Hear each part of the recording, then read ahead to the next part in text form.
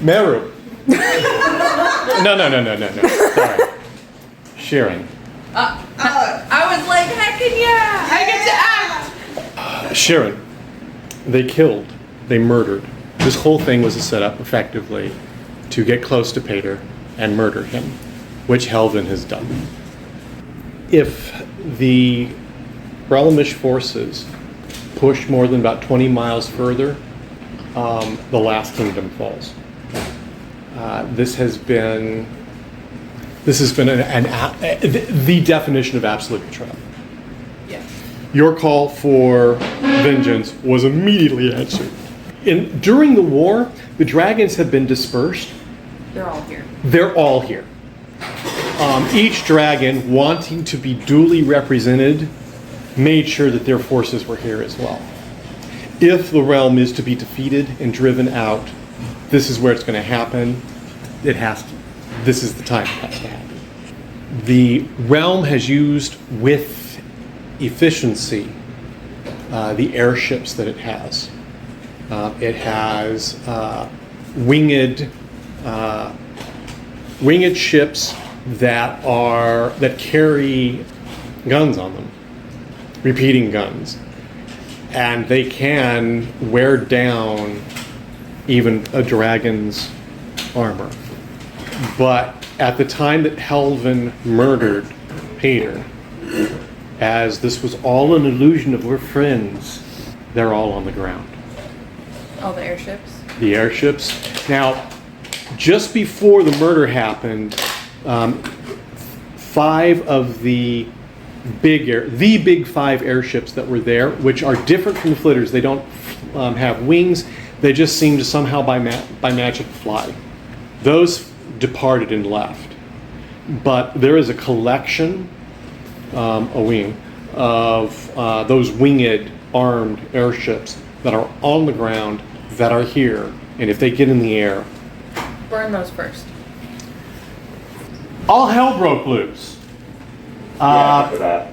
The forces of the ground forces of the dragons, of the dragon kingdoms, have struck from the north, have just poured down in a fury against the realmless positions. As it was, the realm had all of its heavy gun emplacements disassembled, stripped down, because this is peace talks. By the time you really piece together exactly how much these peace talks have somehow turned into war, the 501st had run off with the troop transports that could pull people out of here. Right. The realm does have other troop transports, but they are off to the south and east some distance at the original landing ground of the forward airfield that the Romish legions had established before the peace talks were brought up as a thing that could happen. So they're not here. But it is clear that the dragons, all 5 of the dragons, but you've never had to face all 5 before, are here, and they are in a fury. You may be a fine pallet knight, but being on the ground while a dragon is in the air over you, breathing fire on you, is a very fast way to go to meet your maker. So what did you do? Found any good cover that was available, whether it's behind mage shields or... Helvin is raising mage shields against the attacks that are coming against the troops. The other mages are working with him, and they're working as fast as they can to establish defenses against the advancing dragon forces. The dragons themselves are not attacking overhead at the moment. They are sweeping, they have swept overhead and seem to be flying instead toward the airfield. That's not a good place. Where all the flitters are. Right, naturally. For a moment, you feel as though you've been dropped into a movie called Pearl Harbor. I believe that I have been. What do? You have Okay. found cover. 502nd is there, right? Yes, it is. All right. What's their status? Are they behind the shields? Are they? They are behind the shield. Yes. They are shooting. They are behind the shields. They are trying to get the heavier gun emplacements set up. Dragons are ignoring the front lines. Is that right? You said they just flew straight over. The dragons themselves have ignored the front lines and have flown straight over towards the airfield, Where all the ships are.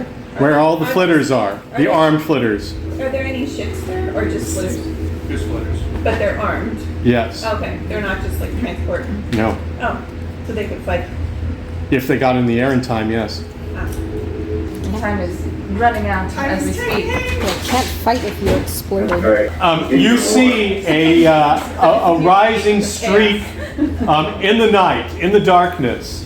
In the distance, you see the glare, the red glare of fire and flame ascending into the sky over the airfield. Okay. In that case, I will head to where my legion is putting together their large gun and either help or direct, whichever they need. Okay, you do that. Please don't make me kill you. Austin, would you be willing to play a Palant Knight Commander? General? Okay. Yes. General Brian Scholl. Yeah. David, would you play Sir Matthew Tamarin Oswin? I will. The situation is as I described it. You are the commander of the 901st, which is the 1st Division of the 9th Legion. David, you are the commander of the 902nd, which is the 2nd Division of the 9th Legion. Both of you are not only generals, declared generals because you're Palant Knights and have the talent. It doesn't matter the fact that you are all of 17 years old. Just having the talent was sufficient to have you declared a general. That might explain why the realm is in such dire straits at the moment, but You know what? They've been doing great in this war where my dad is leading them. What can I it's say? like my father's a great At least the commander. 17-year-old wasn't theater commander. Oh wait. Arlis ended up being the theater commander and has been the one spearheading the armies marching across the Dragon Kingdom. And look how that turned out. No, So, Well, it was great until he abandoned his post without a word to anyone. anyone, you are both of you are multi-class like Matthew, Wolf, Matthew Wolf. You are multi-class in that you're the general, you're also pilots of armed flitters because you are Palant Knights. And therefore, back on the airfield, there are flitters with your names on them. How far away is the airfield? The airfield is less than a quarter mile away. You could sprint there pretty quickly. Because you're a Palant Knight. You sprint And, fast. and as a mage, I would assume have abilities to potentially enhance. Or are you just a Palant? You're- Well, as it happened, he was early in the mage path. He immediately, in the case of Matthew Oswin, he immediately went into the full Palant Knight path and has been training as a Palant Knight. You actually have had training with strategy, tactics, military history, all these things. My character? Scholl is older. He's in his easily late 20s, early 30s, and has been fully trained as a Palant Knight.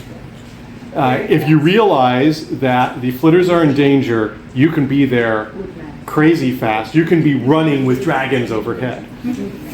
Actually, how far away is the airfield from me? I didn't ask Quarter that. mile. I thought it was too far. I answered less than a quarter mile. That changes things. Yeah, how many? Well, I'm running orders going out from Halo for all flitter pilots who Or also are there other Palant Knights who are flitter pilots? All of the Palant Knights that are currently present are General Christianus, Okay. you, Okay. him, and Matthew. 4. Okay, never mind. So that's an order I don't have to give because it's pointless. But there are men who don't have the talent, Yeah, who are pilots. who are pilots. They don't fly like you guys do when you're able to put out the awareness. And, Okay, so headed to the airfield. Order to my second to detail one squad as escort for pilots to get to the airfield soonest, and the rest of them to break out, fix weapons, and link up with the 502nd and establish a defensive perimeter. Okay. Because it seems like yes, that's sir. what we're Underway. doing right now. Yes, sir. Making it so. He would do basically the same. Yes, sir. Making it so. Matthew, you have your men are setting up the guns under your instruction, getting the heavier artillery in place. Also, you do have walkers. Your men are yelling at you, "Orders, sir!" Fire? Thank you, sir. Didn't think of that. Which one's Will? The men who are running to the airfield, could you give me a D20 and percentile? You want to roll low? So is that Did not roll low. You reach the airfield. The dragons have done their first pass.